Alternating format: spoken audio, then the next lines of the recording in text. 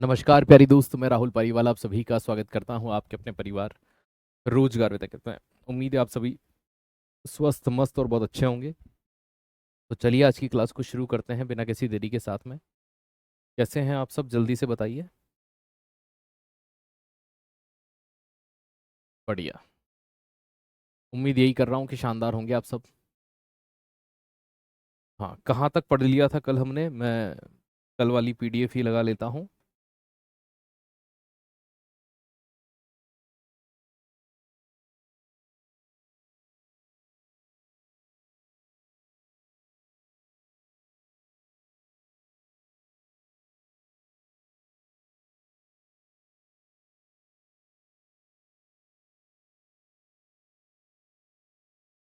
ठीक है।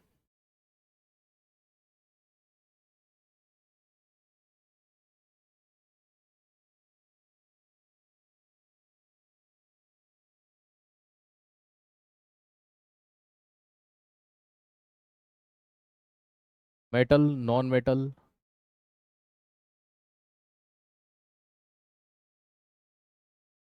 मेटेलॉइड।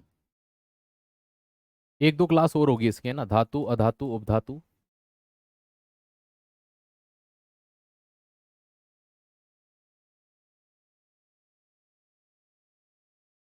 कौन से नंबर की क्लास है आज? 8th नंबर की क्लास है, 8वीं क्लास है, ठीक है।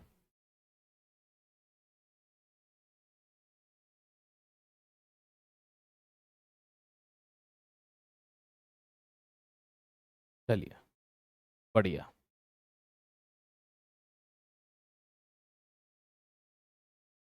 चलिए, राम राम, नमस्कार। नमस्ते नमस्ते।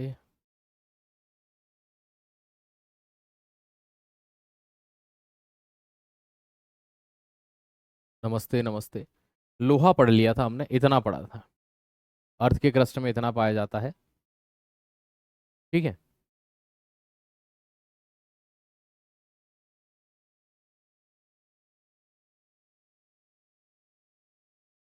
चलो।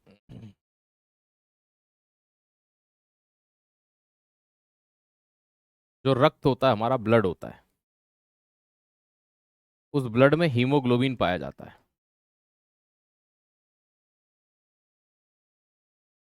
हीमोग्लोबिन दो चीज से मिलकर बना होता है। एक हीम प्लस ग्लोबिन। हीमोग्लोबिन का 96% हिस्सा ग्लोबिन होता है, जो एक प्रकार की प्रोटीन होती है। और 4% हीम वाला भाग होता है। इस हीम वाले भाग में महत्वपूर्ण होता है कौन? आयरन। लोहा हिमेटीन के फॉर्म में पाया जाता है। और हीमोग्लोबिन क्या करता है? ऑक्सीजन का परिवहन करवाता है, ट्रांसपोर्टेशन ऑफ O2 करवाता है।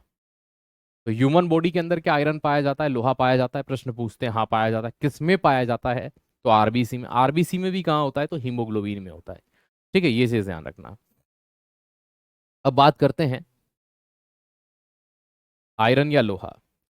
लोहा किससे क्रिया कराते हैं? जैसे हम लाल तत्व लोहे पर यदि भाप की क्रिया करवाते हैं, ठीक है,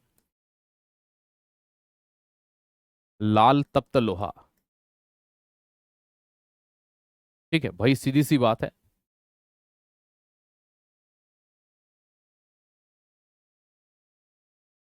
हीटेड आयरन है और बहुत ज्यादा है। इसकी क्रिया यदि भाप के साथ की जाती है, स्टीम के साथ, तब क्या होता है? बनता है Fe2O3। क्या बनता है? नहीं, Fe2O3 तो उसमें बनेगा, जंग में। इसमें बनेगा Fe3O4। और साथ में एक गैस निकलती है, हाइड्रोजन गैस। कौन सी गैस निकलती है? Hydrogen gas. तो जब गर्म लोहे की क्रिया भाप के साथ कराई जाती है, ठीक है, तब कौन सी गैस निकलती है? एक प्रश्न ये आ जाएगा, हाइड्रोजन गैस निकलती है। और क्या बनता है? Fe3O4 को क्या बोलते हैं? फेरिक ऑक्साइड बोलते हैं।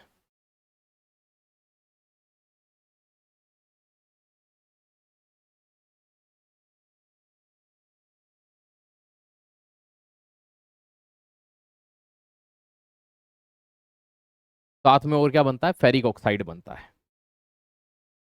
है ना? कभी भी ये सूखी हवा के साथ कभी क्रिया नहीं करता, ये चीज ध्यान रखिएगा। है ना? नाइट्रिक एसिड के साथ क्रिया करता है क्या? बिल्कुल करता है। ठीक है, तो ये चीज ध्यान रखना। अगली चीज,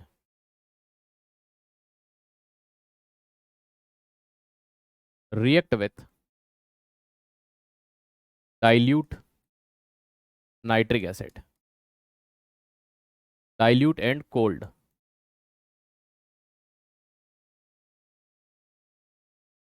नाइट्रिक एसिड, ठंडे एवं तनु नाइट्रिक अम्ल से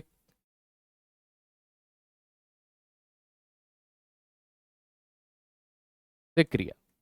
सर तनु का मतलब क्या होता है? जिसमें अम्ल की मात्रा कम होती है विलायक की तुलना में, उसे तनु कहा जाता है ना, डाइल्यूट कहते हैं। अब जब भी ये तनु नाइट्रिक अम्ल से क्रिया करेगा तो ये क्या बनाता है? एक बनाता है ये फेरिक नाइट्रेट, एक बनाता है अमोनियम नाइट्रेट। दो चीजें बना सकता है ठंडे और सांद्र नाइट्रिक अम्ल से। तो ये चीज ध्यान रखना, एक बनाता है क्या? Ferric nitrate. तो फेरिक नाइट्रेट क्या होता है? FeNO3 होल्ट वाइज होता है। तो एक प्रोडक्ट क्या बनता है? दो चीजें बना सकता है ना, है ना। एक बनता है फेरिक नाइट्रेट जिसका फॉर्मूला होता है NO3 होल्ट वाइज होता है, NO2 होल्ट वाइज होता है ना। फेरिक ऑक्साइड, फेरिक नाइट्रेट बनाता है जो FeNO3 होल्ट वाइज होता है, ठीक है। NO2 होल्ट वाइज ये बनाता है, इसे कहते हैं हम लोग क्या, नहीं यार उल्टा लिखा है शायद, फेरिक नाइट्रेट बनाता है Fe2 FeO। एक मिनट में रिएक्शन करके देख लेता हूँ। Fe आयरन की क्रिया नाइट्रिक HNO3 के साथ होगा तो ऑक्सीजन के 3 मॉलिक्यूल है, ठीक है। तो FeNO3 होल्ट वाइज बनता है, इसे बोलते हैं फेरिक नाइट्रेट, है ना। तो एग्जाम में सीधा पूछते हैं कि फेरिक नाइट्रेट बनाने के लिए लोहे की क्रिया किससे कराई जाती है? तो फेरिक नाइट्रेट जब भी बनाना होता है तो लोहा किससे क्रिया करता है? नाइट्रिक एसिड के साथ में क्रिया करता है। या फिर ये क्या बनाता है? अमोनियम नाइट्रेट NH4NO3 बनाता है। तो या फिर ये क्या बनाएगा? NH4NO3, ammonium nitrate.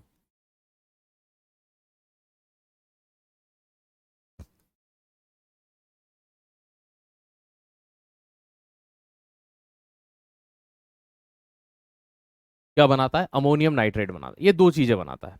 और कभी अगर निकालना हो तो नाइट्रोजन के ऑक्साइड भी बन सकते हैं, नाइट्रोजन डाइऑक्साइड भी बन सकता है गैस के फॉर्म में। तो कौन सी गैस निकालता है? तो गैस कौन सी निकलेगी? NO2, ठीक है। नाइट्रोजन डाइऑक्साइड बोलते हैं इसको, क्या बोलते हैं? Nitrogen dioxide. तो ये गैस बना सकता है,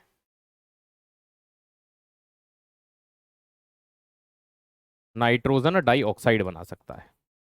बाकी लोहे में मुझे नहीं लगता और कुछ विशेष चीजें यहां से पूछी जा सकती है ना। राम राम खमा गणिसा, ठीक है कि भाई क्या चीज होगी, है ना। सांद्र अम्ल से क्रिया करवाएंगे H2SO4 वगैरह, और भी क्रियाएं होती हैं, लेकिन मुझे नहीं लगता इससे ज्यादा डीप हमें पढ़ना चाहिए।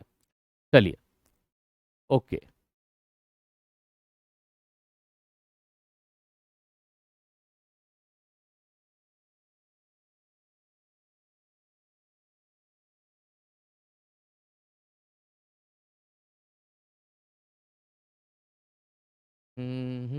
लोहे में हाँ, टाइप ऑफ आयरन,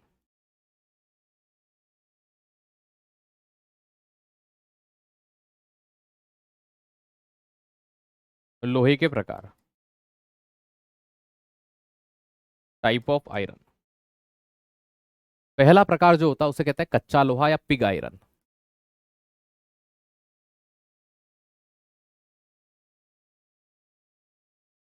ठीक है।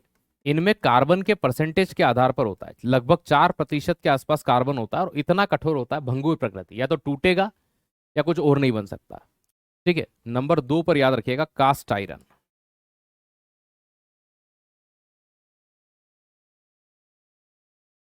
ढलवा लोहा, ठीक है। तो जो कास्ट आयरन होता है, जो ढलवा लोहा होता है, ये थोड़ा सा स्पेशल है, ठीक है।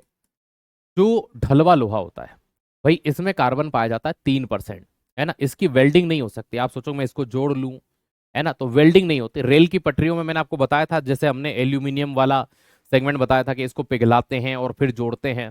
तो मशीन हो गए, बिजली के खंभे हो गए, ड्रेनेज पाइप हो गए, ये ढलवा लोहे के बनते हैं। वेल्डिंग नहीं होगी इसमें, ये चीज ध्यान रखना। कठोर होगा, भंगुर होगा, ठीक है। कार्बन 3% होता है, 3% कार्बन। और इसमें कार्बन कितना होता है? 4%।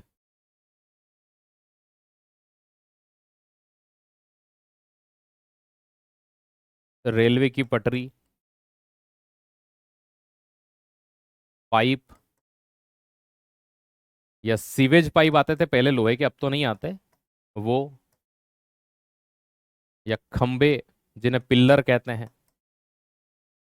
लेकिन अगर वो ढलवा लोहे के हैं तो, है ना, ये चीज ध्यान रखिएगा। नहीं तो आप ये सोचे सर हमने तो जो पिल्लर लिया था वो वेल्डिंग हो गया, हो सकता है वो रफ आयरन का हो। ठीक है, जैसे कि दरवाजे वाले जो पिल्लर होते हैं जो, है ना, वो आते हैं वो वेल्डिंग हो जाते हैं, वो रफ आयरन होता है, पिटवा लोहा होता है। तो वो नंबर थर्ड होगा। अगले पे ही ले लेते हैं, है ना, इसको देख लो पहले।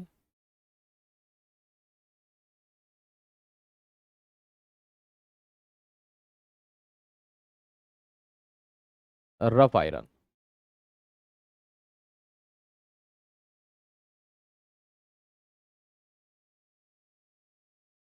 पिटवा लोहा। रफ आयरन जो होता है इसमें कार्बन का परसेंटेज और कम होता है, इसकी वेल्डिंग इजीली आप कर पाओगे। 0.12 से लेकर 0.25% तक होता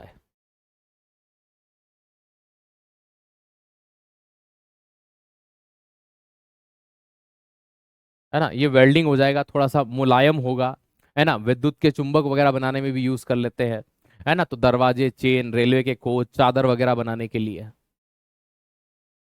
रेलवे कोच मतलब रेलवे के डिब्बे।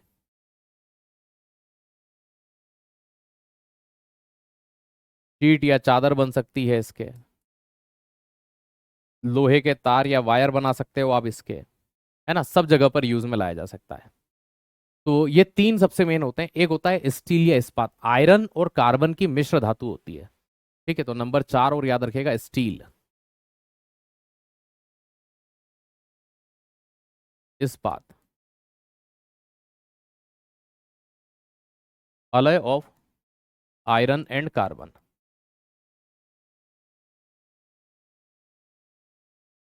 कार्बन एवं लोहे की मिश्र धातु है ये।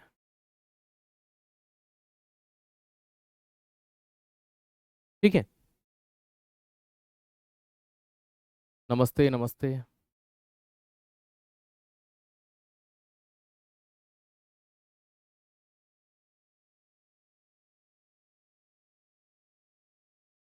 अरे कई उपयोग है इस्पात के, तो कई यूज हैं।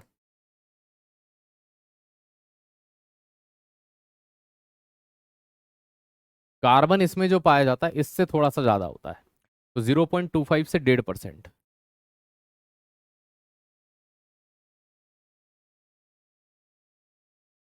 है ना, इस्पात के कई प्रकार हैं यूज के आधार पर, जैसे कठोर होते हैं, है ना, एनिलिंग के द्वारा बनाए जाते हैं, है ना, हार्ड होता है, बहुत ज्यादा तेल डाल करके कभी कभी इस्पात को हार्ड करते हैं, तो उसके ऊपर की जो लेयर होती है वो उस गुण को धारण कर लेती है, टेम्परिंग कर लेते हैं। तो कई चीजें होती हैं। इतना ही था, अब पढ़ लेते हैं। है ना, देखो इनके बारे में लिखने का तो मैं 10-10 बिंदु लिख दूं, लेकिन मतलब ही क्या है, इतना भी ज्यादा लिख रहा हूं मैं, है ना। तो कुछ कंपाउंड के बारे में पढ़ते हैं, इसके यौगिक के बारे में।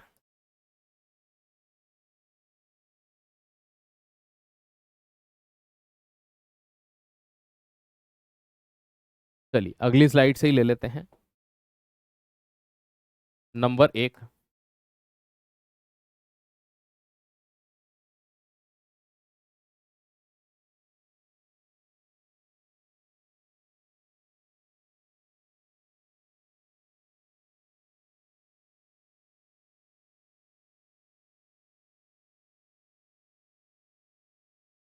FeSO4.7H2। ठीक है, सबसे फेमस है ये।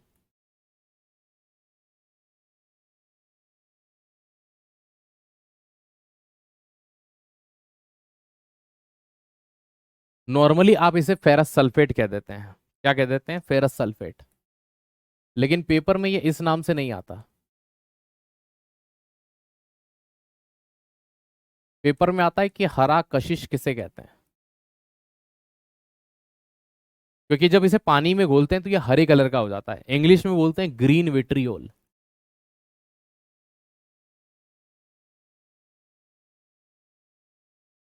क्या बोलते हैं? Green vitriol. कॉपर सल्फेट आप सभी जानते हैं ब्लू विट्रियोल होता है, हरा कशिश होता है। ठीक है, इसका उपयोग भाई, इसे पानी में जब मिलाते हैं तो कैसा हो जाता है? हरा कलर का हो जाता है, इसलिए ग्रीन विट्रियोल कहते हैं। कीटनाशक के तौर पर शाही बनाने में इसके यूज होते हैं, तो यूज कहाँ पर किए जाते हैं इसके? कीटनाशक शाही या इंक बनाने में, है ना, यूज में लाए जाते हैं। दो इंडस्ट्री में सबसे ज्यादा यूज होता है, दोनों ही मैंने लिख दिए। चलिए अगले पर आते हैं, नंबर 2 पर।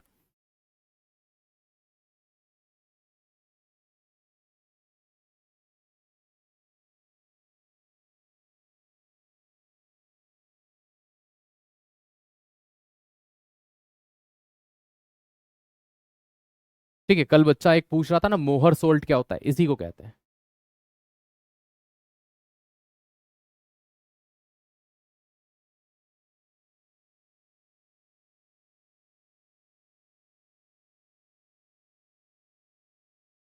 आप जो नोट्स बना रहे हैं वो एलडीसी के लिए सफिशिएंट रहेंगे क्या?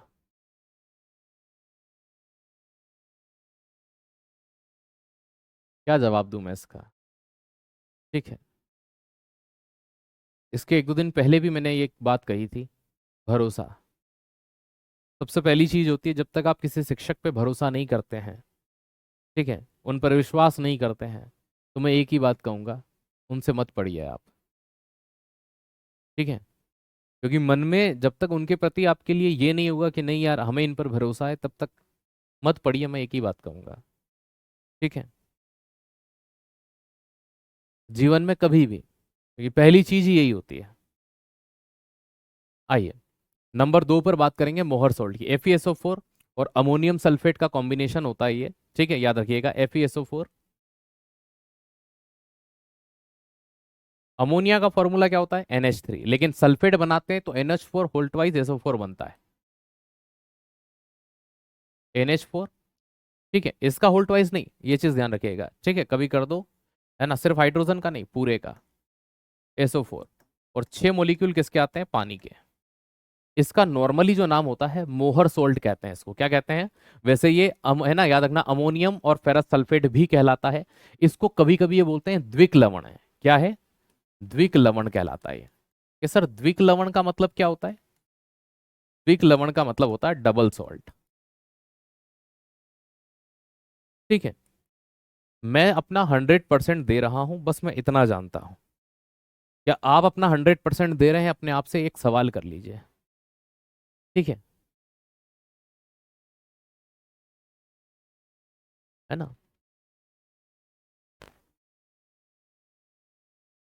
ठीक है, द्विक लवण की बात की जा रही है। द्विक मतलब जहां दो लवण होते हैं। दो लवण है, ऑब्वियसली बात है, एक देखो फेरस सल्फेट हो गया, एक अमोनियम सल्फेट हो गया। तो इसे कई बार पूछा जाता है कि भाई द्विक लवण के तौर पर किसे जानते हैं? तो मोहर सॉल्ट।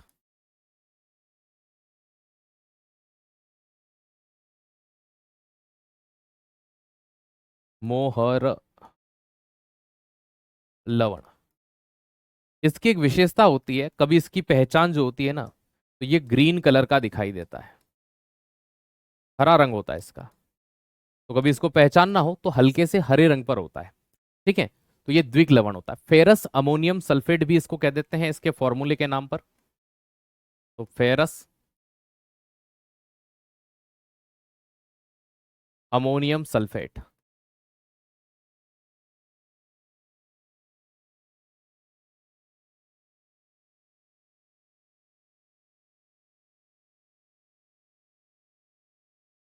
तो फेरस अमोनियम सल्फेट के तौर पर भी इसे जाना जाता है।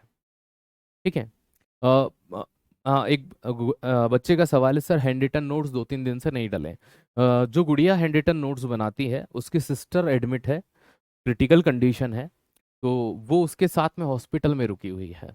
ठीक है, तो कल तक आपको सारी PDF मिल जाएगी। ठीक है, 1-2 दिन की नहीं डली है। ठीक है, तो उनका मैसेज आया था, संदेश आया था, सर मैं इस कारण से।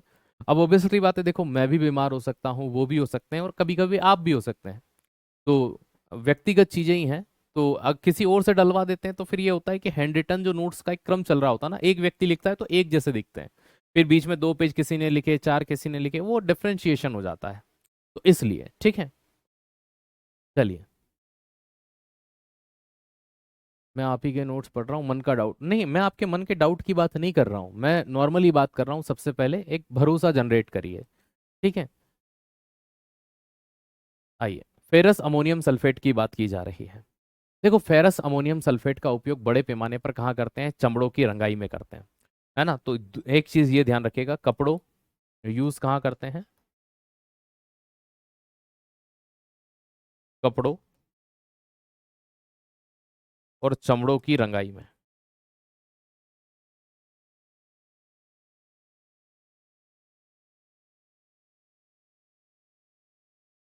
कीटनाशक में, ठीक है, इंसेक्टिसाइड के रूप में भी यूज में लाया जाता है, कीटनाशक के रूप में भी यूज करते हैं, शाही के रूप में भी इसका उपयोग कर सकता है।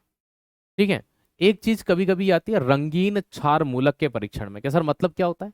कोई क्षार होते हैं, बेस होते हैं, उनकी टेस्ट करने के लिए कि ये है कि नहीं, है ना। जो कलरफुल होते हैं बस उन्हीं के साथ होता है, कलर बदल लेता है ये। तो रंगीन क्षार मूलक के परीक्षण में, हालांकि कभी पूछते नहीं है, लेकिन कभी मेरे साथ ऐसा हुआ एक आध बार।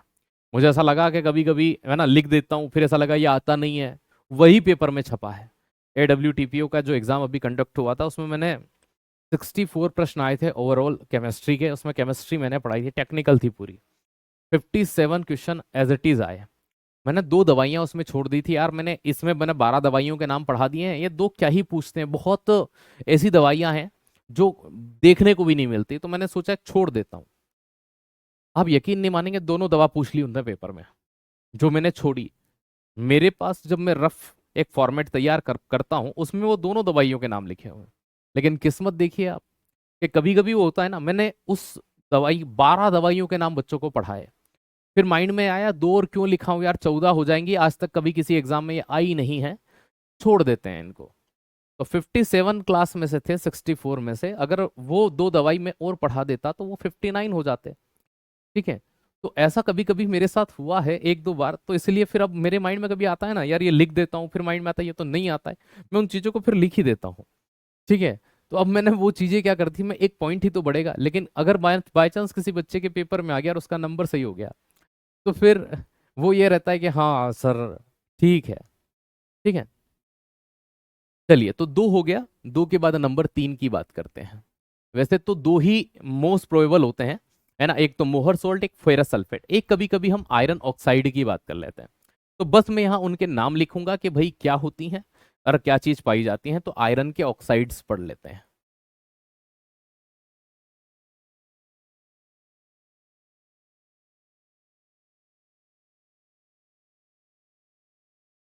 ठीक है। आयरन के ऑक्साइड में सबसे फेमस ऑक्साइड जो नंबर 1 पर होता है, और एक जो नंबर 2 पर होता है ना। छोड़िए मत, अरे कुछ नहीं छोड़ते भाई, पढ़ाना तो मैं है ही। लेकिन मुझे एक बात बताओ, अगर किसी चीज में हमने 7-8 पॉइंट लिखे और 2 पॉइंट, कभी ऐसा होता है बाई चांस? ठीक है। नहीं, मेरे साथ सिर्फ 2 बार हुआ है, और वो अभी लेटेस्ट में हुआ है। तो इसलिए मैं उन चीजों को लिख देता हूँ, जैसे अभी मैंने इस पॉइंट को लिख दिया, है ना। माइंड में दो चीज चली कि लिखूं नहीं लिखूं, फिर मैंने सोचा चलो लिख देते हैं। ठीक है। तो आयरन में मुख्य रूप से एक होता है फेरस ऑक्साइड। कौन सा होता है? Ferrous oxide. अब जो फेरस ऑक्साइड होता है वो होता है FeO, एक होता है Fe2O3। ये भी तो ऑक्साइड है, बिल्कुल है। ठीक है। तो Fe2O3 क्या होता है? ये भी ऑक्साइड होता है, जिसे हम फेरिक ऑक्साइड कहते हैं। फेरस और फेरिक दोनों में डिफरेंस है, देखो नाम का अंतर आएगा। एक वर्ड लिखा मैंने फेरस ऑक्साइड, है ना, फॉर्मूला चेंज हो जाएगा देखो सिर्फ जरा से नाम से। और फेरस को यदि मैं फेरिक कर दूं, फेरिक ऑक्साइड, बच्चा सोचता है एक ही तो होता होगा, क्या अंतर है? नहीं भैया, फेरस और फेरिक, अगर मैं इसको लिख रहा हूं FeO, it's called ferrous oxide. ठीक है। अगर मैं इसे लिख रहा हूं Fe2O3, तो ये हो जाएगा फेरिक ऑक्साइड। ठीक है। इसका एक फेमस नाम है, कभी अगर पूछ लिया जाए तो इंग्लिश में ही नाम है वो। इसे कहते हैं ज्वेलर्स रॉक। क्या कहते हैं? Jewellers rock. है ना। आपके माइंड में आ रहा होगा सर बेवकूफों का सोना, नहीं भाई। ठीक है, बेवकूफों का सोना इसे नहीं कहते हैं।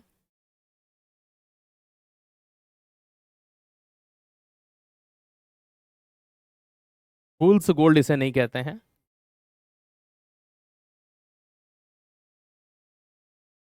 वो होता है FeS2। Ferrous sulphate.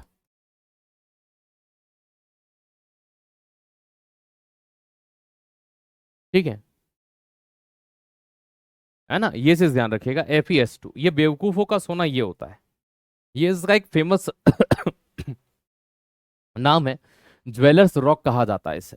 ठीक है, इसी के साथ लोहा कंप्लीट होता है, तांबा शुरू करते हैं। ठीक है, तांबा तो नहीं पढ़ा ना, मुझे नहीं लगता मैंने पढ़ाया है तांबा।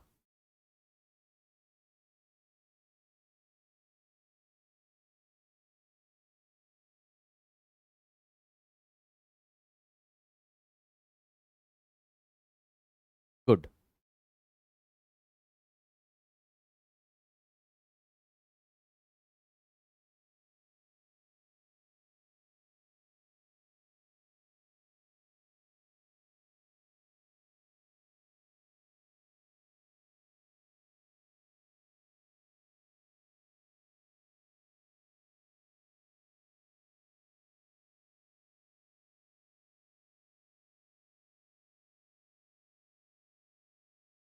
कॉपर, तांबा, ताम्र। लेकिन अगर ये कॉपर है तो इसे सीओ होना चाहिए, ये लेटिन भाषा के क्यूप्रम से बना है, और क्यूप्रम से ही इसका सिंबल क्या आया, सीयू आया है।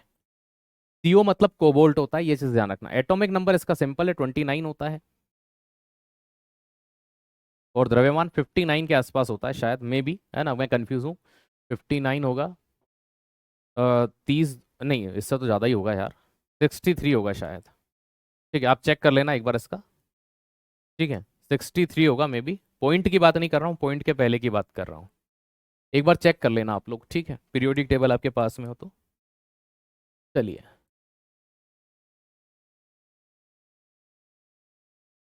मानव द्वारा प्रयोग की गई प्रथम धातु,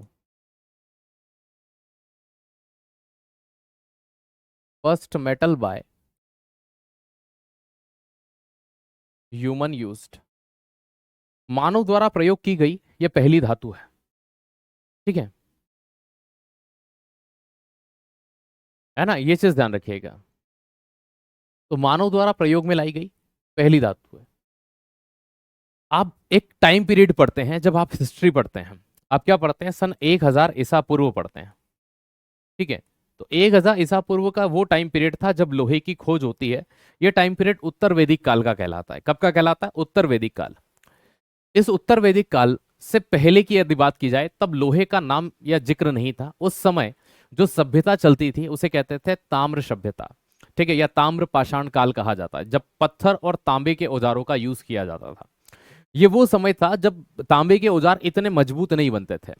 तो जो लोग थे, युद्ध भी लड़ते थे तो सामने वाले को इतनी क्षति नहीं होती थी, क्योंकि है ना, इतनी मजबूती नहीं होती थी।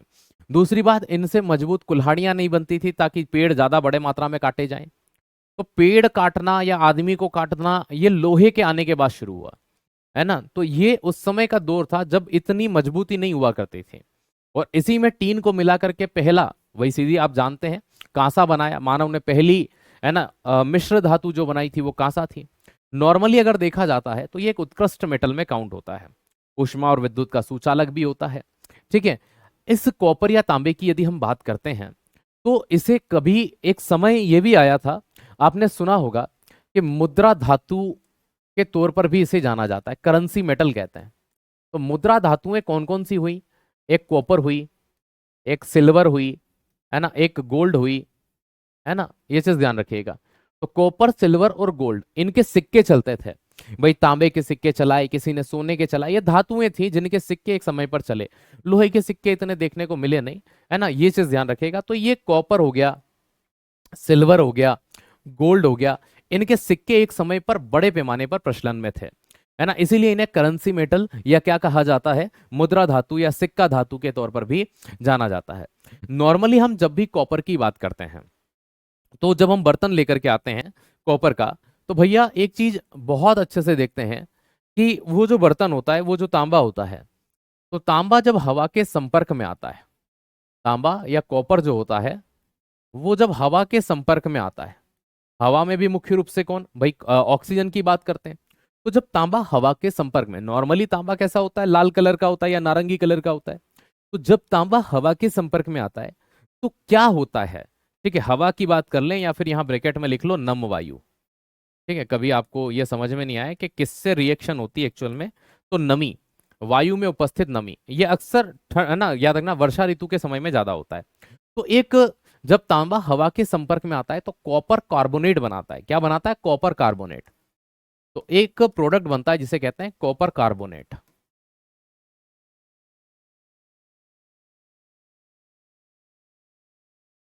कि सर ये हमें क्यों पढ़ा रहे हो, आपसे एग्जाम में प्रश्न ऐसा आता है कि जो कॉपर कार्बोनेट होता है ना,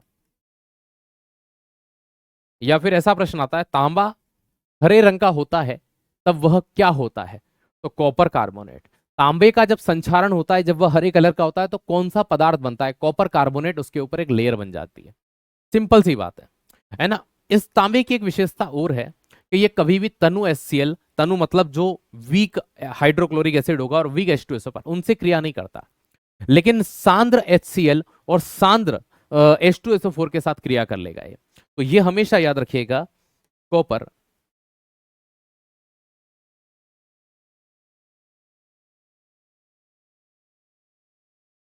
नॉट रिएक्ट, ये क्रिया नहीं करता। किससे नहीं करता, तो भैया सीधा आगे लिखो, तनु HCl या तनु H2SO4 से। तनु का मतलब क्या होता है, इंग्लिश में डाइल्यूट होता है। ठीक है, लेकिन इसकी क्रिया जब अम्लों से कराई जाती है तो ये क्रिया करेगा रिएक्ट विथ, है ना, किससे क्रिया करेगा, तो जो अम्ल होंगे वो स्ट्रोंग होने चाहिए, मतलब सांद्र HCl से करेगा और सांद्र H2SO4 से भी करेगा। इसको बोलते हैं कॉन्संट्रेट ट्रेटेड, है ना। कॉन्संट्रेटेड का मतलब ये होता है जिसमें अम्ल स्ट्रॉन्ग एसिड होता है। ठीक है, ठीक। रिकॉर्डेड क्लास एग्जाम के बाद तक रहे बेटा, ये जब तक वैलिडिटी शुरू में ही दी जाती है उसके बाद हमारा हाथ में कुछ नहीं रहता। ठीक है, तो आपकी वैलिडिटी जब आपने बेच परचेस किया है तब से एक टाइम पीरियड फिक्स होता है। ठीक है, आ जाइए, तो ये आपको पहले ही बता दिया जाता है, तब तक आप जितनी बार चाहें उतनी बार देख सकते हैं। चलिए यहाँ आइए, है ना, ऐसा नहीं है उससे पहले कभी भी नहीं जाएगा, लेकिन तब तक तो यह बना ही रहेगा। देखो क्या होता है भाई, सांद्र HCl या सांद्र H2SO4 की बात की जाती है। सांद्र HCl की यदि बात करें, जब सांद्र हाइड्रोक्लोरिक अम्ल से क्रिया करता है तब क्या बनता है, CuCl3, जिसे क्यूप्रिक क्लोराइड कहते हैं। तो CuCl3 बनाता है क्यूप्रिक क्लोराइड, एक प्रकार का नमक होता है, क्यूप्रिक क्लोराइड बनता है। और H2SO4 से अभिक्रिया करता है तब क्या निकलती है, H2SO4 से अभिक्रिया करती है तो विशेष क्यूप्रिक क्लोराइड तो बनेगा, लेकिन एक गैस निकाल देता अपने अंदर से। एन सॉरी, क्यूप्रिक क्लोराइड नहीं बनेगा क्योंकि सल्फेट है। तो यहां पर क्या बनेगी, सल्फर डाई SO2 गैस निकलती है ना, सल्फर डाइऑक्साइड गैस जो होती है वो निकलती है, क्योंकि क्लोरीन तो इसमें है ना, इसमें नहीं है। तो ये चीज ध्यान रखना। ओके, तो उम्मीद है ये चीज आपको यहां पर अच्छे से समझ में आ गई होगी। कोई दिक्कत हो यहां तक तो बताओ, यहां तक कोई परेशानी हो तो बताओ। ऑक्सीजन से क्रिया, हाँ कर लेगा, कोई दिक्कत थोड़ी है, ऑक्सीजन से क्रिया कर रहा है तभी तो ये बना था। कहाँ गया वो, क्या बताया था हमने, ये कॉपर कार्बोनेट, बिना उसके थोड़ी बनेगा।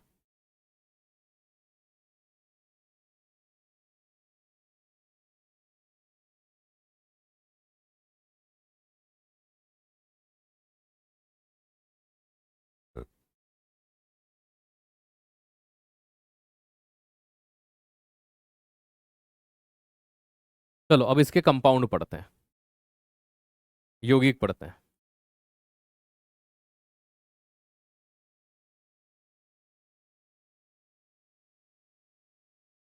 ठीक है, आइएगा। पहला,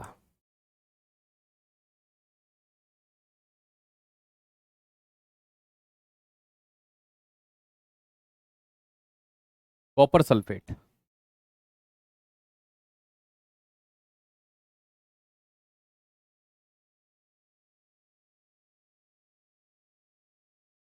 एक्चुअल में इस कॉपर सल्फेट का एक रूप और होता है जिसमें पानी के मॉलिक्यूल ऐड होते हैं। कभी आपने नाम सुना हो, और मैं उम्मीद करूंगा सुना हो, CuSO4.5H2। क्योंकि ऐसी कोई एग्जाम नहीं जहां ये पूछा नहीं गया, कई बार पूछा गया है।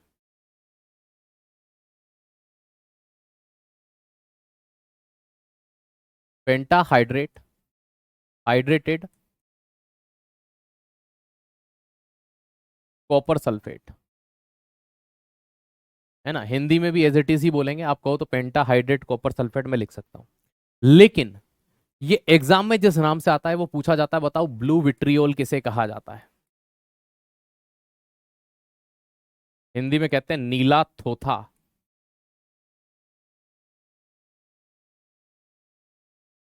या नीला कसिस। नीले कलर का होता है। जब पानी के साथ में ये कॉपर सल्फेट क्रिया करता है तो नीले कलर का होगा। लेकिन ये पाउडर किस कलर का होता है? इस पाउडर या इस चूर्ण की बात करें तो ये दिखने में येलो ग्रीन होगा, पीला हरा। लेकिन इस चूर्ण को जब पानी में डाला जाएगा तब ये नीला थोथा कहलाता है। ठीक है, ये चीज ध्यान रखना। और ये जलीय विलयन में टॉक्सिक नेचर का होता है, विषैला होता है।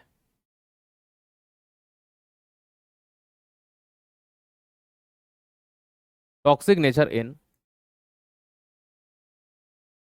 Aquatic solution.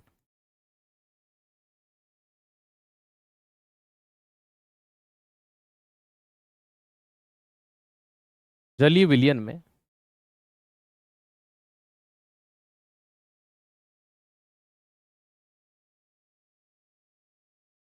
विषैला होता है। तो जलीय विलयन में कैसा होता है? विषैला। और जब कॉपर सल्फेट का विलयन बनेगा तो वो किस नेचर का होगा? अम्लीय होता है, एसिटिक होता है। अब देखो, विषैला है, टॉक्सिक है, इसलिए इसके कई यूज हैं।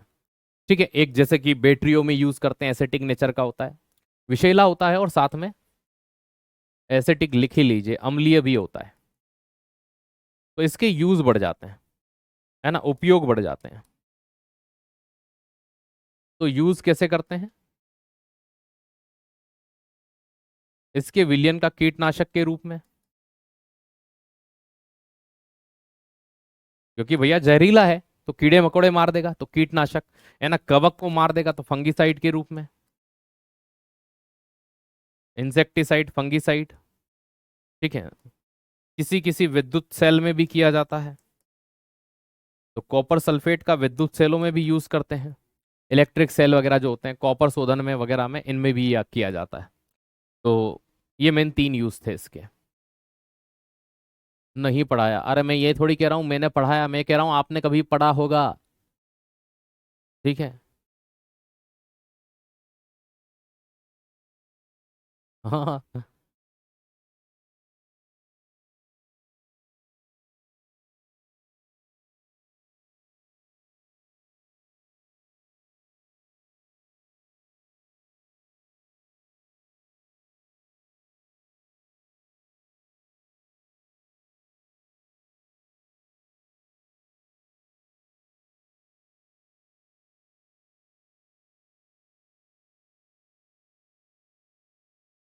चलो, एक हो गया। नंबर दो, कॉपर कार्बोनेट का तो कोई विशेष महत्व है नहीं, और क्यूप्रिक क्लोराइड हो गया है, इसका भी कोई विशेष है नहीं। एक वो पढ़ लेते हैं, cupric nitrate, CuNO3 Holt wise वाला। ठीक है, नंबर दो।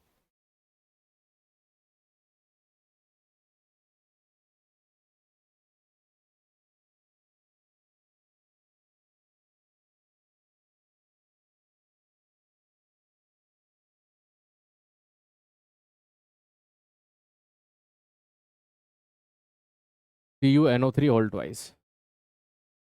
आपको इतना याद कैसे रहता है?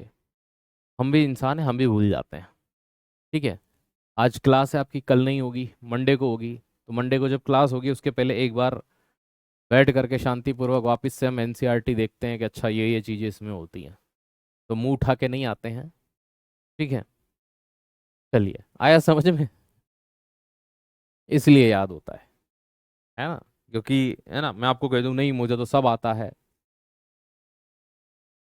देख के आते हैं। उसका बेनिफिट भी होता है। दो चीजें होती हैं, एक तो चीजें गलत नहीं होती, क्योंकि मानवीय प्रवृत्ति है, जो चीज आपके लगातार संपर्क में नहीं रहती आप उसे भूलने लगते हैं, कितना भी अच्छा ब्रेन हो आपका। है ना, सिंपल सी बात है।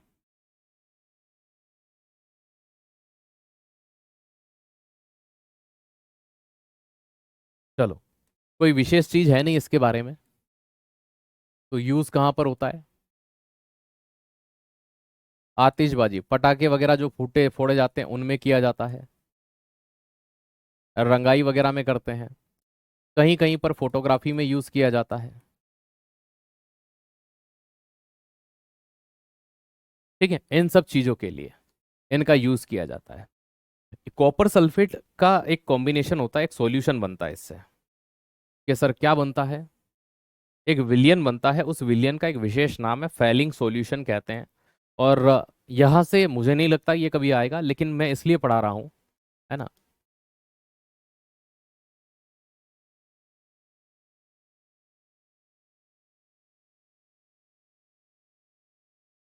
फैलिंग विलियन, इसमें दो चीजें मिलाकर इसको बनाते हैं। एक तो होता है भाई, सिंपल सी बात है। ठीक है, फेलिंग्स इसमें दो वर्ब होते हैं, दो पार्ट होते हैं, विलियन फर्स्ट और विलियन सेकंड बोलते हैं, कॉपर सल्फेट है ना, और पोटेशियम सोडियम टार्ट्रेट। तो एक यूज करते हैं इसमें कॉपर सल्फेट, और दूसरा यूज करते हैं,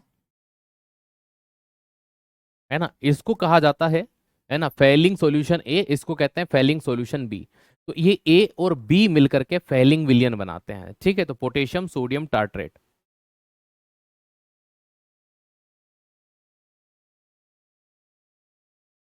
ये दो केमिकल सबसे मेन होते हैं इसको बनाने के लिए।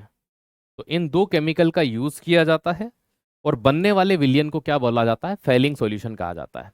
ठीक है, ये जो कॉपर सल्फेट होता है ये नीले कलर का, ब्लू कलर का लिक्विड होता है। ये जो पोटेशियम सोडियम टार्ट्रेट होता है इसे कभी कभी रोसेल नमक कहते हैं, रोशेल सोल्ट कहा जाता है। सर ये क्यों यूज में लाया जाता है? फेलिंग सॉल्यूशन, आप जब वो पढ़ते हैं, क्या बोलते हैं उसको, ऑर्गेनिक केमिस्ट्री, तब आप एक चीज पढ़ते हैं, या बायोलॉजी पढ़ते हैं तब भी एक चीज पढ़ते हैं, है ना, कार्बन हाइड्रोजन ऑक्सीजन से मिलकर कार्बोहाइड्रेट बनता है। कार्बोहाइड्रेट के तीन टाइप होते हैं, monosaccharide, disaccharide and polysaccharide. Monosaccharide मतलब सिंपल 1:1 का रेशो जिसमें पाया जाता है ना, ये चीज ध्यान रखिएगा। तो सबसे मेन चीज क्या होती है, जैसे कि जो हमारे मोनोसेकेराइड होते हैं, एल्डिहाइड होते हैं, उनको ट्रीटमेंट करने के लिए, तो जब भी इन कॉपर सल्फेट और पोटेशियम ये फेलिंग सॉल्यूशन उनके साथ रिएक्ट करता है, तो वो उनका जब ट्रीटमेंट करता है तो एक लाल कलर का अवक्षेप तल में जम जाता है।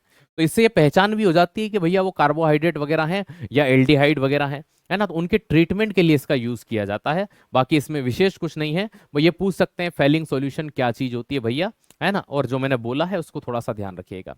इसी के साथ में ये भी यहाँ पर कंप्लीट होता है। अब देन हम अगले नंबर पर चलते हैं, जिसकी बात कर लेते हैं, जस्ता बोलते हैं, जिंक बोलते हैं, कई नाम है जिसके। ठीक है, चलिए शुरू करते हैं।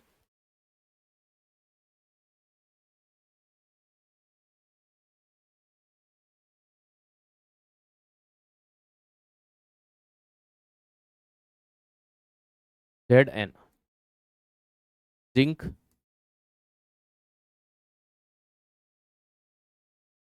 या जस्ता। जिंक बहुत यूजफुल मेटल है, लोहे से कम क्रियाशील होती है, एटॉमिक नंबर 30 होता है ठीक है ना, और 6.5 इसका क्या होता है? द्रव्यमान होता है। जब हम जिंक के बारे में, जस्ते के बारे में पढ़ते हैं, तो ऐसा जब इस जमीन से निकाला जाता है तो हल्का सा नीला दिखाई देता है। कैसा दिखाई देता है? और जिंक एक धातु है, तो भाई सीधी सी बात है, ऊष्मा और विद्युत का कुचालक ही होगा। तो प्रकृति में नॉर्मली फ्री पाया जाता है या संयुक्त पाया जाता है? तो संयुक्त पाया जाता है, फ्री कभी देखने को नहीं मिलता।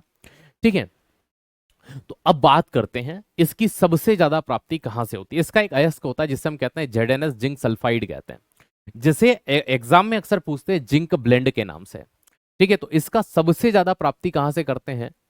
इसको प्राप्त करने का जो सोर्स है वो है इसका एक अयस्क, ZnS, है ना। इसे कहते हैं ब्लैक जिंक, है ना, याद रखिएगा, ब्लैक जिंक या ब्लैक जस्ता लिख लीजिए।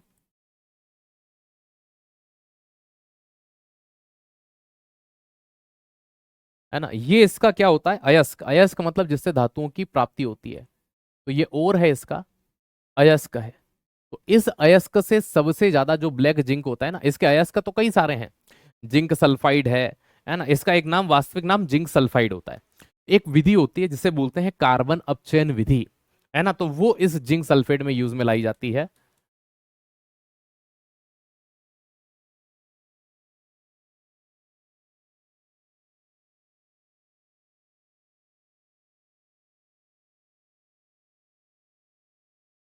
तो कार्बन अपचयन विधि के द्वारा इसकी प्राप्ति करते हैं। बाकी सिंपल सी बात है, ऊष्मा और विद्युत का सुचालक वगैरह होता है।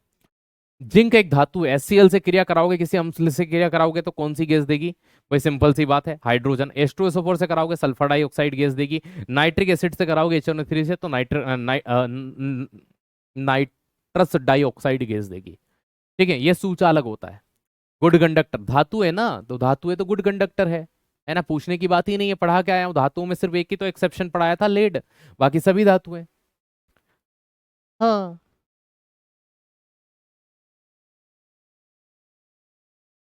बहुत बढ़िया। चलो,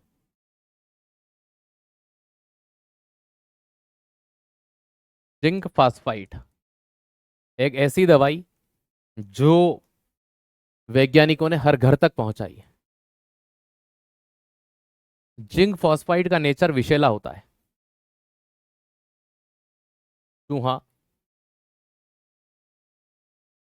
मारने की दवा में जो जहर होता है, वो जहर होता है जिंक फास्फाइड। क्या होता है? Zinc phosphide. हमेशा याद रखना, ZnS। अरे ZnSO4 भी पढ़ाएंगे, पढ़ाएंगे, सब आएंगे। वाइट विट्रियोल बोलते हैं उसको। समय हो गया, अरे अभी तो है 8 मिनट यार, तुम भारी समय समय करते हो। ठीक है, तो चूहा मार दवाई के रूप में जिंक फास्फाइड यूज करते हैं।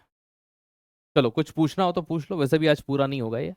मंडे के दिन थोड़ी सी मैं कोशिश करूंगा कि PPT बना लूं, कभी बन पाए तो, है ना, क्योंकि थोड़ा बहुत बाकी है, ये ज़्यादा नहीं है, और हम चाहते हैं कि ये 1-2 दिन में पूरा हो जाए। अभी कुचालक नहीं भैया, सुचालक ही है, कुचालक नहीं है ना, सुचालक है, सुचालक।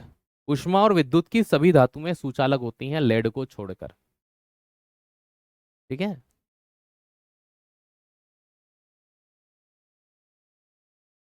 कल नहीं लगेगी आपकी क्लास, मंडे से फ्राइडे है। हर सैटरडे सैटरडे किसी न किसी चीज़ की मैराथन हो रही है, तो आपकी मैराथन है। ठीक है, थैंक यू सो मच।